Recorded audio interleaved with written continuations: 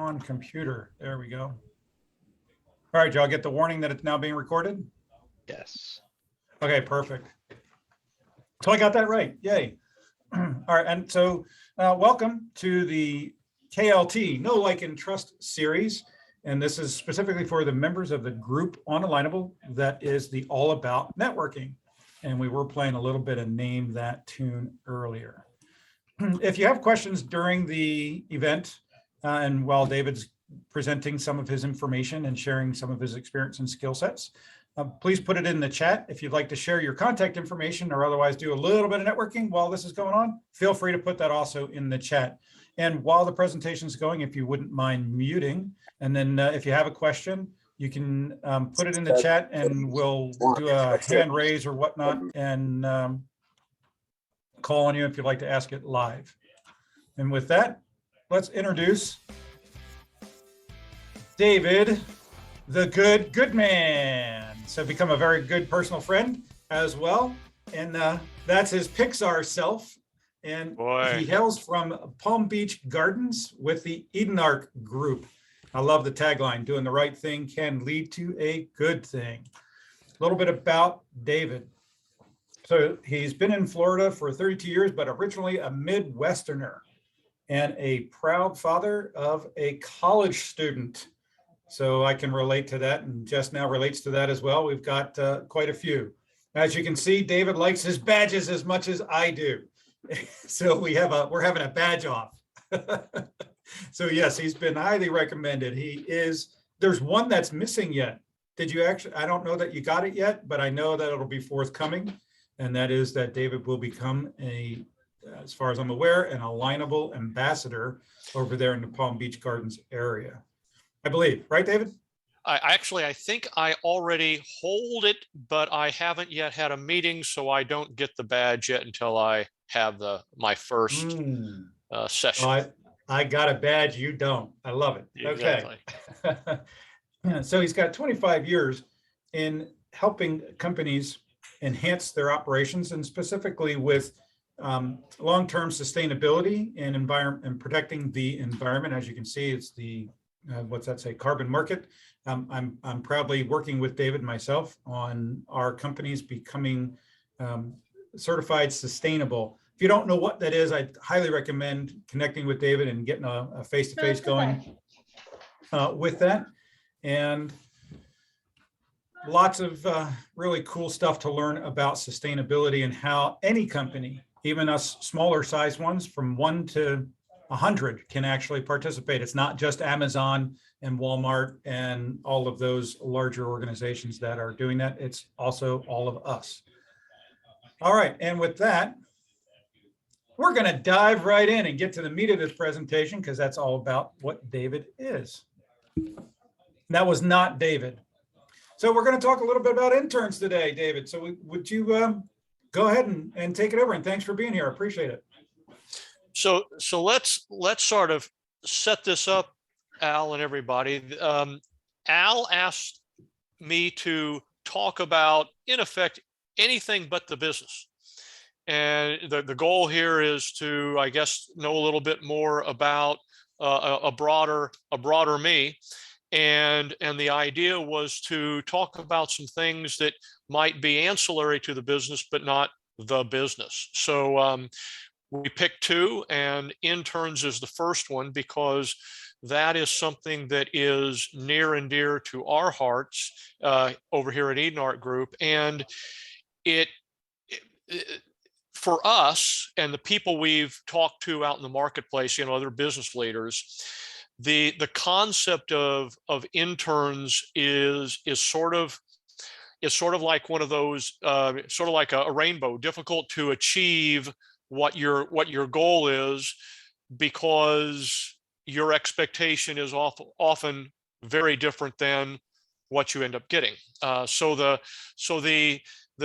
issue that's on the table is, wow, it's free, it's inexpensive labor. Oh my goodness, let's get a whole bunch of them and we'll run our business cost effectively. But the question is, you're going to get your money's worth out of that. What does an intern do? What can you expect of them? And is that even the right question to ask? Should we be even thinking about, us and using this quote unquote tool to grow our business? So what I would suggest, if you want to change or do I have the screen or do you have the screen? I have the screen. Okay. There might be a way for me to let you do it. No, that's okay. That's okay. Oh, there is.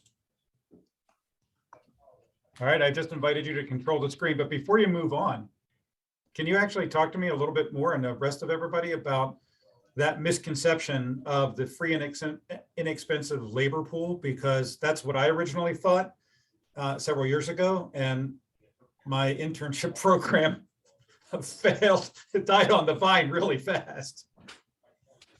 Well, the internship world is in effect, call it 4 boxes. You've got free people that are not coming to you as part of a school program. They're just students that like what you do, and they're willing to work for free in exchange for the benefit of learning. Then there are those free students that come to you through a school program where the school sets up a formalized internship where you as a business have to adhere to certain things to meet the goals of a curriculum, and the school sort of guides you through that, but the students are still free. And at the end of the semester, these are all tied, that side is tied to a semester. The first one I mentioned is not, it's just young people looking for experience.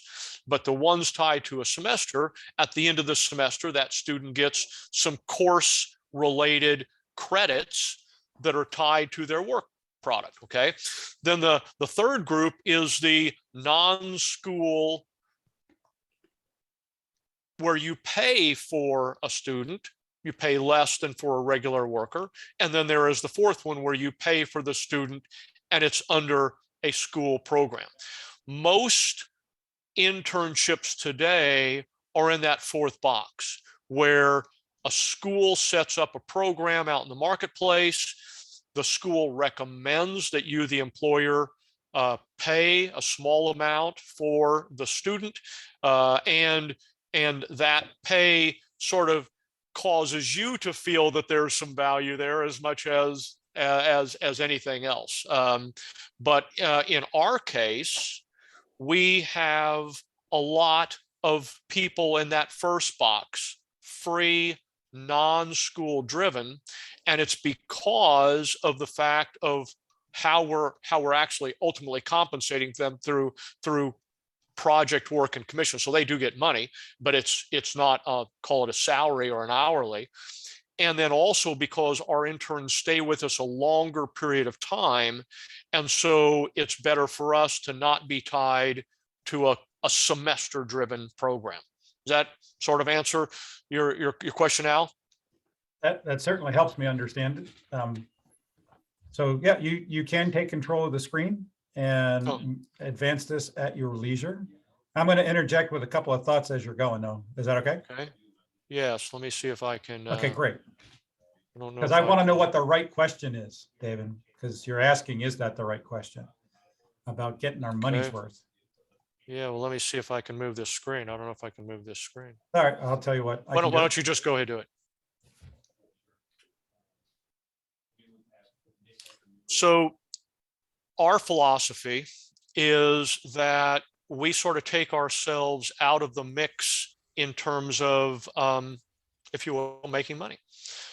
We try to think of the intern as a way for us to, give back, a way for us to do what somebody did for us back years ago.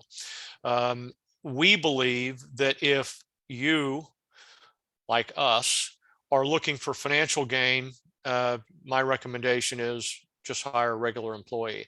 That intern is first and foremost a student, and their personal goals are going to be tied to student related stuff, as in going to school, taking tests, and their mind is far more tied to that than a career track person that's an employee. So if you think about an intern program, and it gets back to that first question of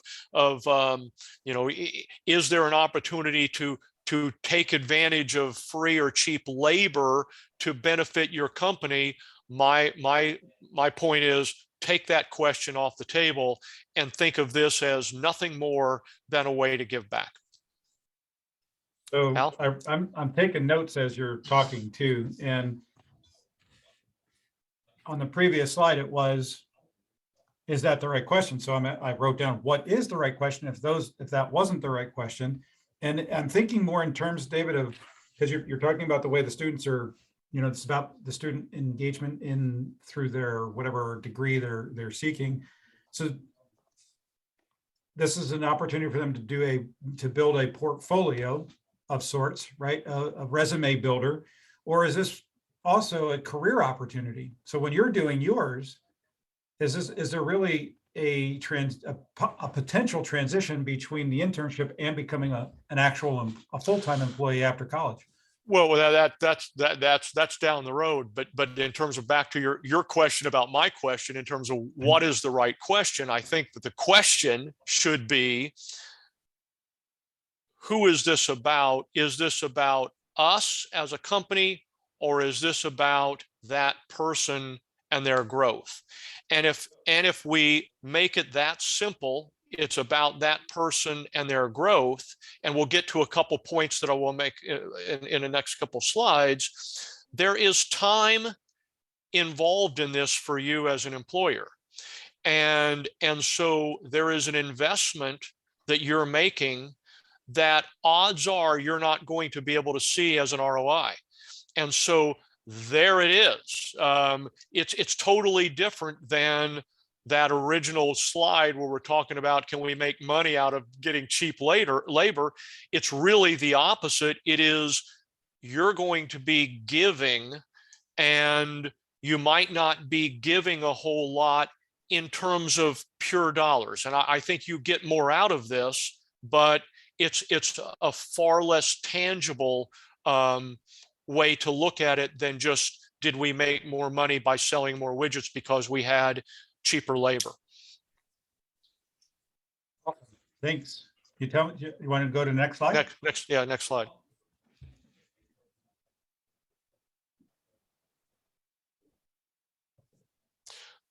So we do a few things with these interns. First of all, we're thinking about their resume, and we give them a little contract, and the contract is, their duties. It's almost like an employment agreement, but it's a contract.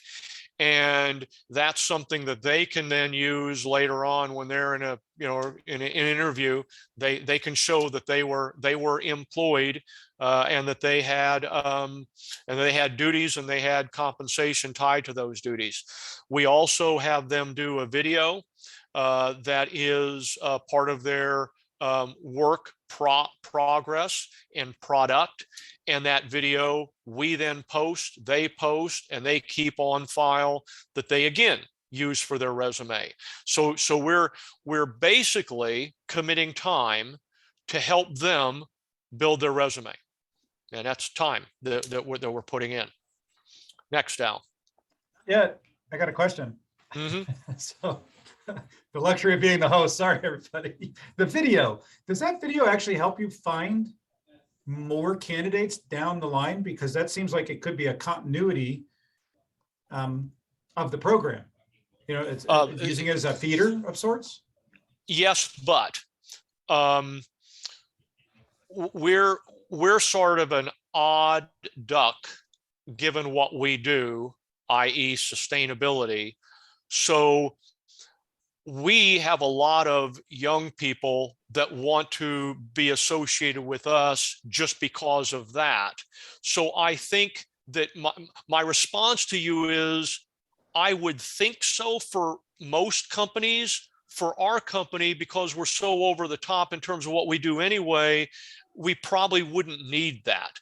I think for another company, I think it would be probably, to your point, a good, if you will, sales tool to get more interns to come to you. In our case, they just want to be associated with sustainability, and this is just a cherry on top. So you're saying that, like, somebody like me in a payroll business, which nobody wants to be affiliated with, I need You to do probably something should like do like 10 videos.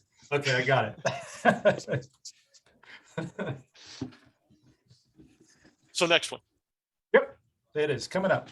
There it is. So, and Al has participated in this. We allow the students, and again, given what we do, we allow the students to help a client become certified sustainable.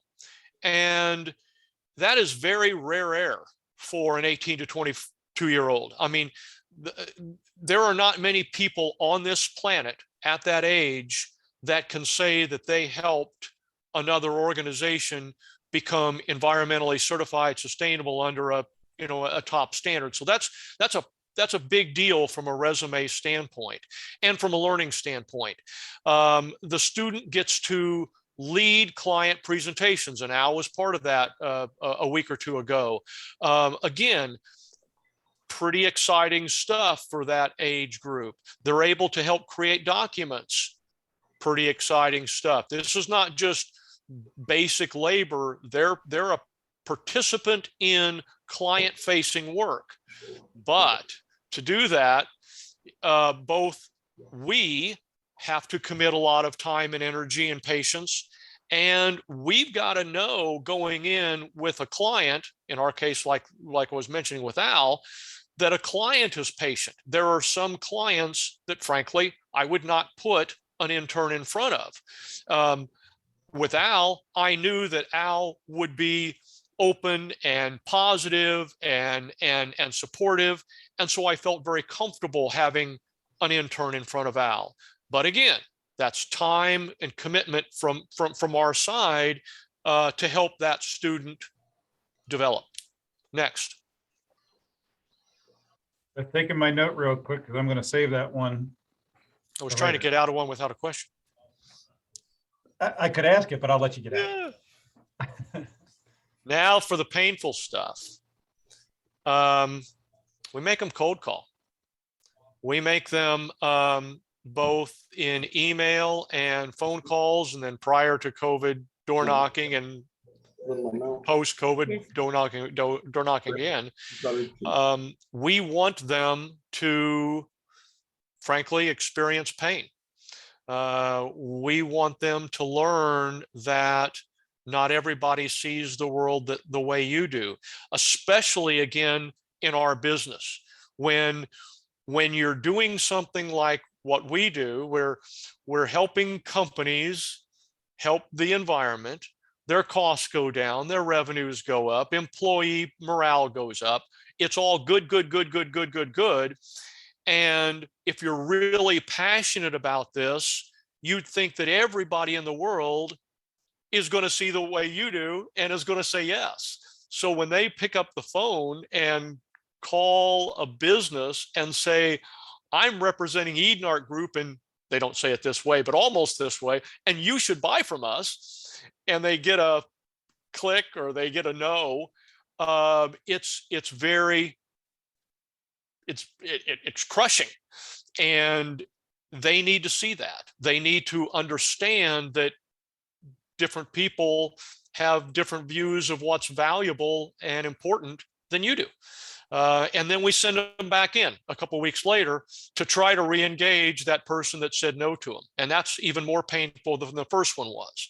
So the goal here is for them to learn that, my view of the world is not necessarily the same as what the rest of the world has. It doesn't make us money, and it's time consuming. And we, in some, not probably, but in some cases, we could have sold that client had we not handed that client off to that intern. So there's potentially some lost revenue there. but we do it. We do it because we think it's valuable to their growth and development. Next. So who gains in this? It sounds like it's all one-sided. Obviously, the student gains in the tools we give them for the resume. They gain in client-facing work, which is very, very powerful for them in terms of their growth. And they got a few scars on their back and life lessons in terms of what the world's really like. Next. What about us? We gain from seeing them grow, and that helps our team, the culture of our team, the feel good, the positive vibe in the office. And I can't put dollars and cents on that, but it's there.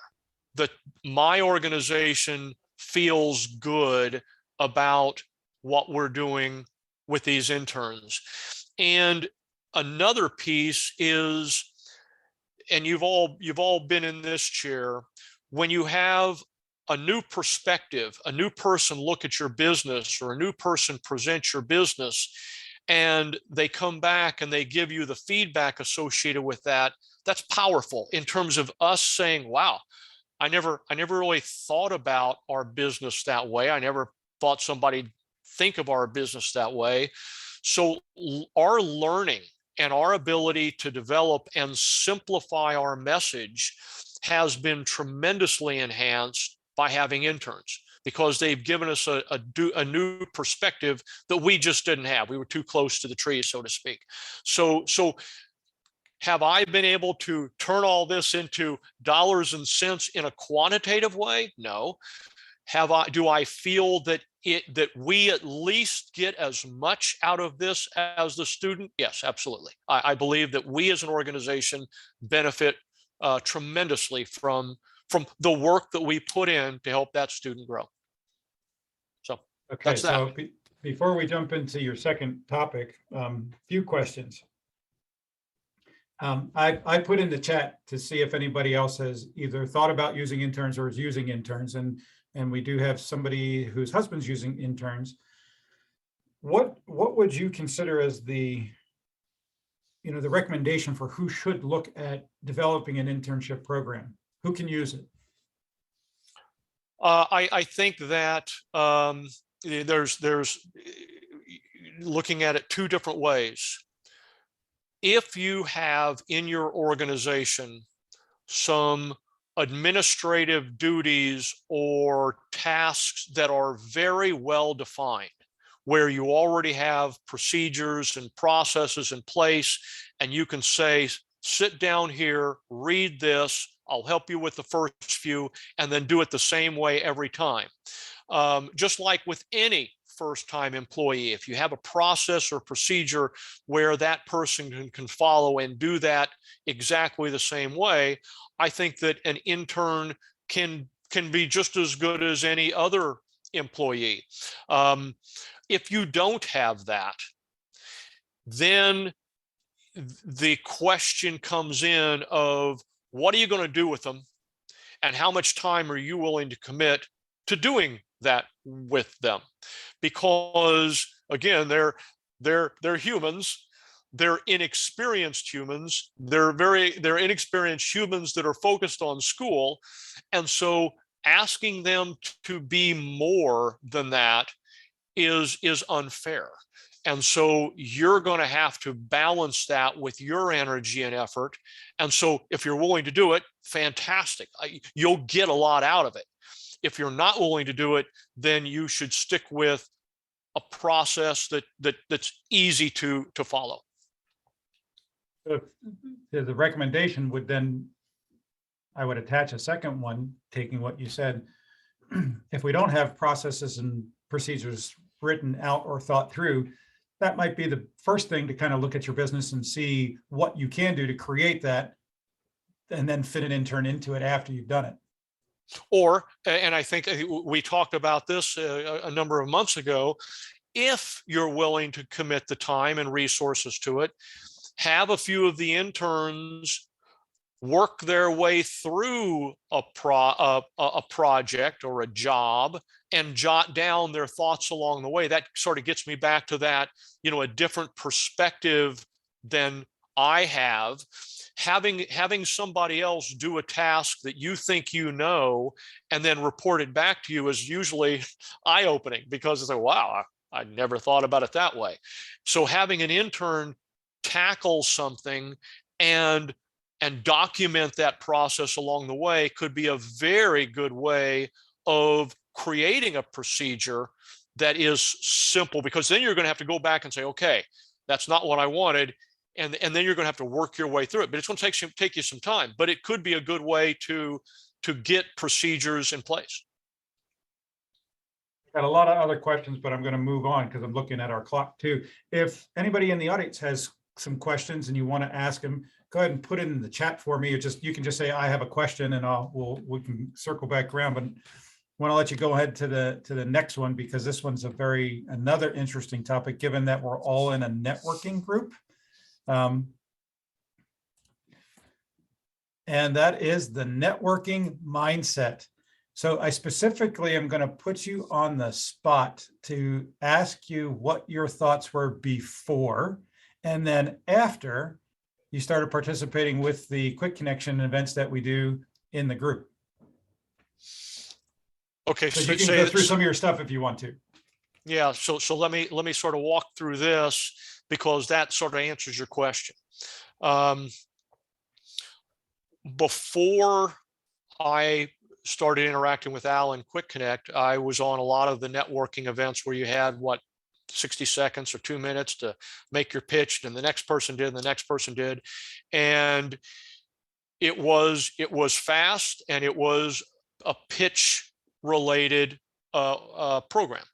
And my first question to you is, I don't know if you've all seen the Progressive Insurance TV ad where Flo, the star of the Progressive TV ads, she's on at various like off-duty events, like she's at the beach with the other workers, and she tries to relax, she tries to enjoy the beach, but she can't.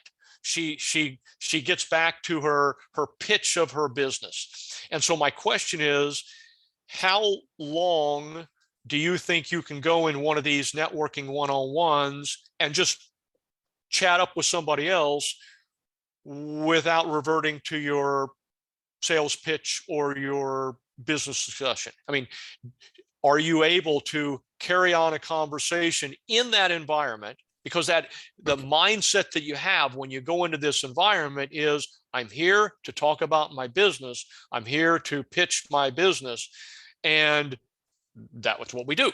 So can you do it? Can you go into that without doing that is the question. So the second question, Al, next. And have you tried? Have you tried to go to one of these networking events with the absolute intention of managing the process in such a way so that you're not talking about your business in the one-on-one?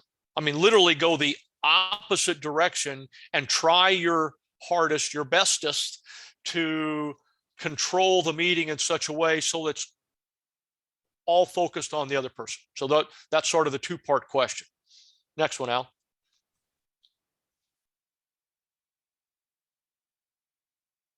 So after I'd attended a couple of the quick connects and I saw that it was sort of a little bit of a different vibe, Al does the music ahead of time and all, it caused me to think, hey, maybe I'll just, for this networking event, I'll try something new. I'll just go completely the opposite direction. So I tried a process where prior to the event starting, I would shut down my work and go and do something else and sort of break from my workday, sort of stop my workday early and do something else to sort of change the whole way I was thinking and sort of relax a bit and get out of my work mode.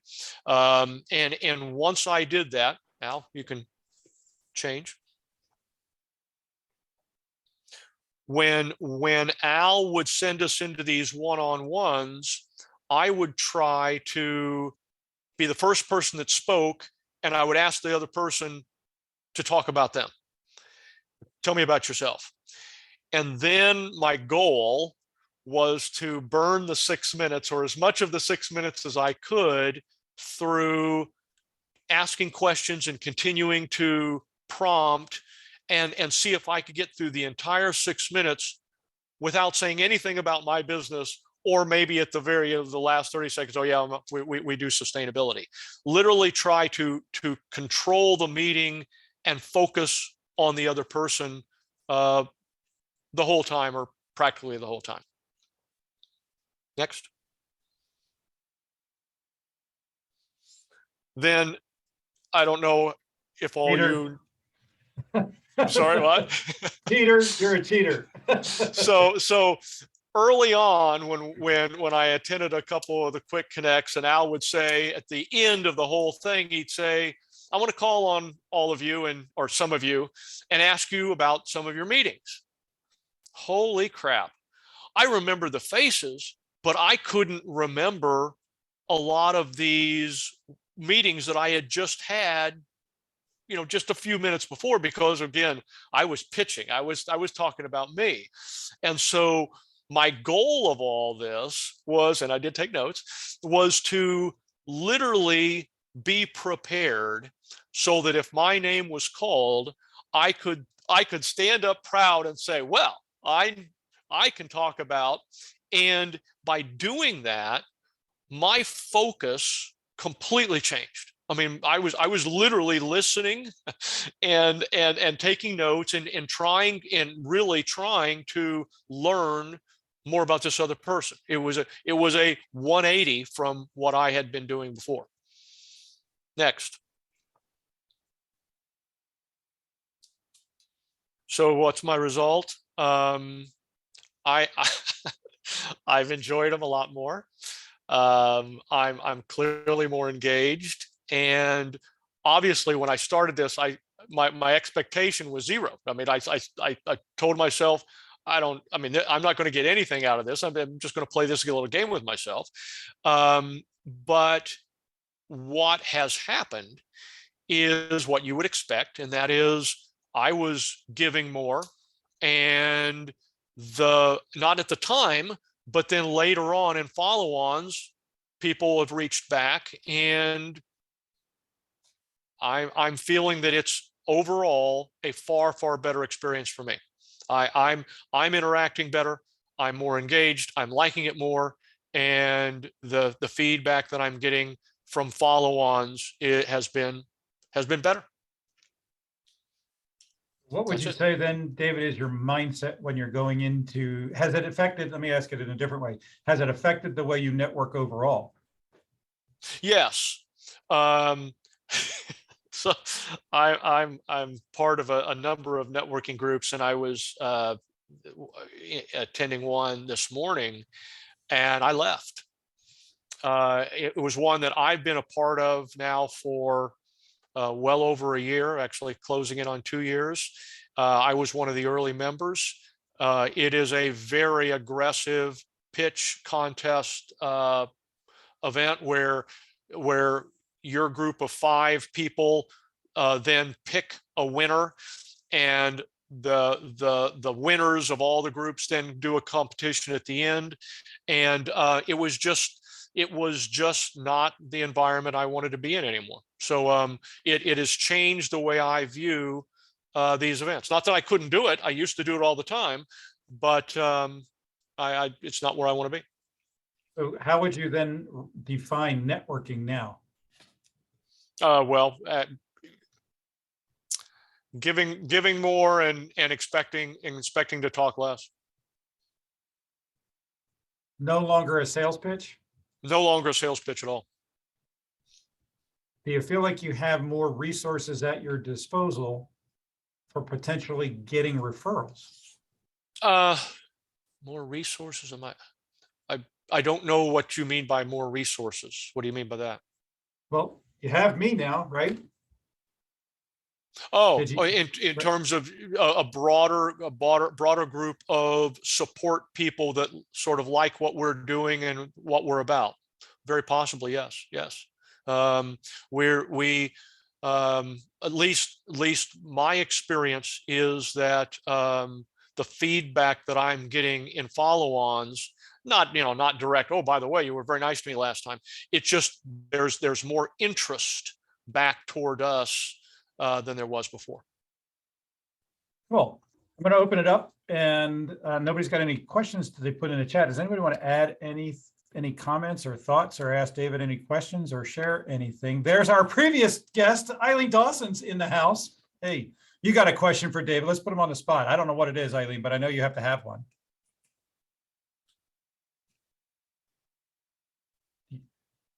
I don't yet. Okay, I'm infamous for calling on people, so I actually do have a question, because I think it's a natural segue between your first and second topics, first being interns and networking. The question I wrote down is, you said you don't make money through the internship program, but I think it would be true that you actually are making money. You might not be able to quantify your ROI, but like networking, aren't your interns planting seeds, and aren't the interns themselves seeds that you've planted? Well, exactly. I mean, there is that assumption of qualitative value, but it is not a quantitative measurable value. It's not like our interns have yet to close a sale. Our interns have yet to take a project all the way through. I can't just hand something off and expect it to be done and then come back later. So there's time that we have to commit in oversight. And then there is the fact that which we're asking them to do, go out and spread the word, we've yet to see results off of that. And we don't expect to see results off. Our goal is not for them to, I mean, if they would close a sale, it'd be totally alien to what the expectation is. The expectation is for them to learn. Cool. So one of our guests have said, it sounds like you've got a heart-centered business model, and we've got a couple that are agreeing. And from firsthand experience working with David, I can absolutely say that's entirely true. I wouldn't go that far. That suggests that the company was founded to be a feel-good company. The company was founded because off of the concept that we've now proven that people that become certified sustainable make more money, and the whole motivator is that if you do it, you'll make more money. So it's a very financially driven business model. It's just that we have some areas of the business that allow us to do things that make us feel good. Maybe not. It's not exterior feeling good. It's what's going on inside the four walls. I think you downplayed yourself on that one, David. Having gotten to know you, while I understand you have a revenue model at play, totally get that. You as a person, though, yeah, you definitely have a heart for that, because you have a passion to help these kids. Don't tell my old friends that. It would ruin my reputation. Years and years of work that I've put in. That's hilarious. There was another question or comment that actually is up above when I asked if anybody ever considered using interns. And I see Jessica's got her camera off. You actually were very huge inspiration to us actually getting an internship program started. The comment was, though, if it never considered it, and if this person had more time, might consider it. How much time do you believe is a required investment, if there actually is an amount of time needed? Well, let's break it into the two halves, the tied in with the school and the not tied in with the school. First and foremost is if you're going to, and by the way, just about every school has an internship program for its various the School of Business, the School of Arts and Sciences, but you need to time your connectivity with them well before semester. I mean, you can't be calling them in August and expect to be a business that they consider for the fall term for them to assign interns to. So you got to be months ahead of when a term starts to start your conversation with that school. And then you've got to talk to the school about their expectation of a curriculum that your business has that will match up with whatever the curriculum is for those students. Let's make it easy and talk about accounting students. I mean, every business has some kind of bookkeeping function. And so if you talk to the School of Business and you talk to their accounting department and you say, I want interns that will do some bookkeeping for me, they're going to have a protocol that they're going to give you and say, we need the students to do all these things for us to give them credit at the end of the term. So if you're going to work with a school, you got to start talking to them months in advance, both to get on their list and to set up your criteria and protocol to match up with what their needs are. If you're just going to go out and find some interns, by the way, it's not easy to do. Where do you go? How do you do it? Reaching out to the school isn't necessarily a good, easy way because the school will post things, but the students don't usually see them. We find far more interns come to us through parents that know about our business, and the student says, oh my gosh, I want to do that. And that's where the connection comes from. So the first point is where are you going to go? School driven or just finding somebody? And then what are you going to have them do? Your point, Al, in terms of time, I don't know how to answer that because it really depends on, I mean, in our case, we're spending a lot of time with our interns. If you already had, again, back to bookkeeping, if you already had a certain task that you could hand them, probably not much time at all. Well, I'm going to shift off you for a second. I'm going to pick on Jessica for a minute because she and I actually have an internship program that, again, you really caused us to take a hard look at whether or not we could do it. And Jess, can you unmute for a minute and just what do you think about the amount of time we've actually invested and what we're actually getting out of it? Well, we've gone through a lot of applications. But you're definitely right about going to the college. You don't hear back from the students, but we didn't do it before the semester started, so maybe that was part of it. David, I'm not sure. But now we have applications coming in through LinkedIn, and it's a lot of work to kind of like read through them and try to figure out who's a good fit. But the ones that we have right now, what do we have? 5 now? It's been really great. And after talking with you, I'm kind of acting more like a cheerleader for them than a boss, because I'm a boss at work, and it's been nice trying to go, oh my gosh, I'd like to tell you, like, what are you doing? But it's like, oh, that's a great job, but you really need to try this next time. You're really teaching them some real life, business skills. So yeah, it's been good. Does that answer your question? Close enough, because it actually ties into what another guest said today, which is the point of timing being depending if you're on that semester basis, like David was talking about, versus something other than the semester basis. By the time you get them up on their feet, they're ready to check out and move on to the next thing.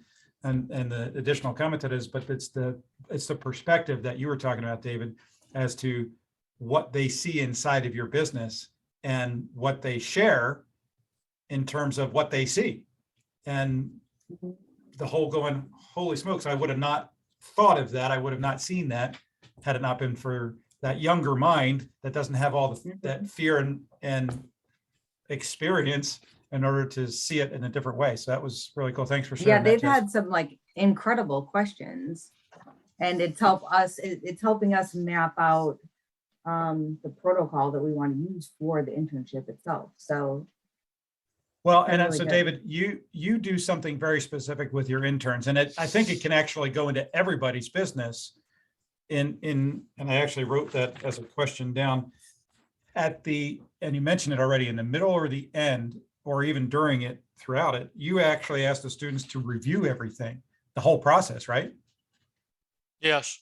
So we have them quantify what they're doing, try to put down what they are doing, their tasks.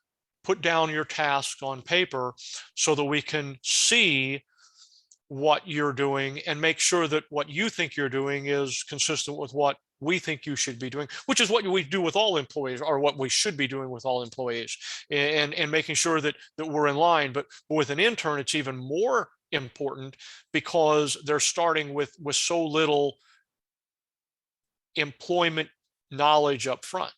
So, and the tasks we give them are often tasks which we as an organization haven't quantified, which makes it even worse. So having them write it down and come back to you and say, here's what I thought you said I was supposed to do, and here's how I did it, is critical to, in effect, both sides getting to the finish line. Thank you so much. Does anybody have any other thoughts, comments, questions, discussion points? Feel free. David's here. You can ask him anything. He is one of your fellow members. That's what he's here for. All right, well, I'll ask you another one then, David, totally off all these topics, because I do remember, because I've taken notes on our conversations too. What's your favorite car? My favorite car? Car. Is that what you said? I did. Well, my heart goes out to the MG. I had 3 MGs. I drove one into a telephone pole. I drove one into a river. And the third stayed with me for many, many years. I kept it when I was in Chicago. I would park it on the street in the winter. The snow would cover it. And in spring, when the snow would melt, I'd go out, and believe it or not, that silly little car would start up. Battery didn't die? I never asked that. Wow. I can't have my car sitting and by the way, the British Leyland is notorious for making bad, or was notorious for making bad vehicles. And the fact that this little thing would continue to run was just amazing. What color was it? I want to say red. Does my memory serve me? It was the last one, the survivor of the 3 was an MG midget, candy apple red. I looked like one of those clowns in a Heidi circus, because I would stick up high when I had the rag top off. Awesome. Yvette, did you have a question? No, I just, can you hear me? Yeah, we can. Yeah, you want to do that? I just wanted to say thank you. I never even thought of it that way. It was very informative, and I appreciate the work that you put into it, David. Thank you. All right, awesome. Anybody else? Okay, so thank you for attending. I have to remind myself to say it, so I made a slide for it. And you're all part of this group. If you would like to be in the hot seat, and David, was it really that bad? Was it that hot? Well, I just have one request. I want that picture that you made of me in the first slide, because I want to use that from now on because it was like when I was 12 years old, and I like that look. So that's all I ask out of this. I want that picture so I can put it up on all of my profiles.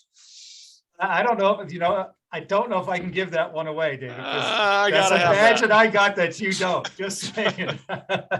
So if you want to be made into a Pixar character, you can certainly become a volunteer to be in the hot seat. So you can either go, that's a really extensively bad URL, or you can scan the code, or it's in the group in the resource section. You can this video. So Eileen, I'm going to apologize to you because I'm so used to running Zooms off of my account that everything is automatically set to record everywhere.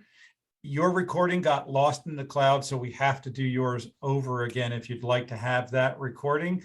Nick from Alignable is looking for it for me. Apparently it's somewhere. If they can find it, we'll get it. Otherwise, we do have to redo yours. Okay. Sounds good, Al. It's a learning experience. I'm learning as I go. So this recording will be put into the resource section under a YouTube channel playlist that I have dedicated to this group and the members here. And I have a little questionnaire now.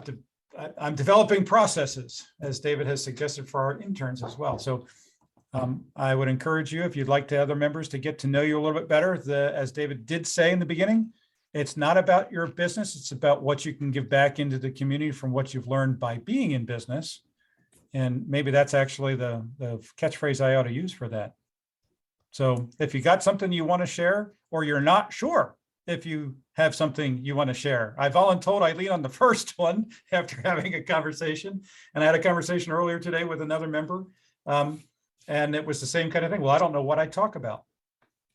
And we went through and I said, well, there's one topic. There's a second topic, and there's a third topic. So as we're kind of going through just our normal course of getting to know one another, there are plenty of things. So if you're not sure and you think you want to do it, there's no pressure, but you all need to sign up. So, Well, Al, I will sign up just as soon as open enrollment is over for me. oh, you're in the insurance game. Yikes. Okay. So that's what, the end of December or the end of November? Yeah, not coming soon enough. Okay, well, we do have 7 members that have 8, I'm sorry. So I'm only doing these twice a month. So we're out 4 months already. So the next available spot won't be until sometime in late February to March. So there's plenty of time. There's no pressure on you. If you'd like to learn how to host this, or you want to host these, let me know that too. Happy to share all of this stuff. Okay, thank you. Yeah. Anybody else have anything they'd like to add, comment, question before we adjourn for the night?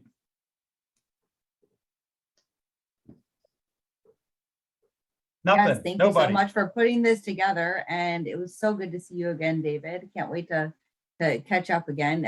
What you helped us with has been amazing. So thank you for that. I actually want to show you, David, our whole internship. We created an online course for our interns to go through to learn so that we can actually get them engaged and they can do some stuff on their own time. We pay them. We do paid. I said do. We pay our interns. You pay them in doo-doo? Right. I pay them in doo-doo. Yeah, Al, I just personal opinion, I would change that model. Oh, well, do tell. I wouldn't We got pay a them in couple of doo-doo. minutes left. You wouldn't give them doo-doo. Ah, man. It's highly desirable around here. Well, Okay. if that is your currency, then you got to go with your currency. Well, anymore, it's worth about as much as the Yeah. dollar, right? As to keep pumping it into the market. Jeez. All right. Well, next week we do have our Quick Connect number 9. So we've got 120, 130 registered for that one. If you're ever going to do events online or in person, go for 3 times as many as you want in the room. So we had 14 up to 15 present here. There were 42 registered. So you'll only ever get about 1/3 of the people to actually show up. it doesn't matter who shows up for this and who doesn't for this particular event, Okay. because we're going to record it and it's going to be the speaker view for most of this. And so again, don't be worried about who is or isn't here. But if you are doing events, just bear that in mind and promote. And with that I said, got a 5 o'clock. Gotta go. yep, we got, See ya. we're out. Y'all have a great night. Thanks for being here. Thank you. Thank you. You're welcome. Stop whining. Come on. Do that. All right. Bye-bye, everybody.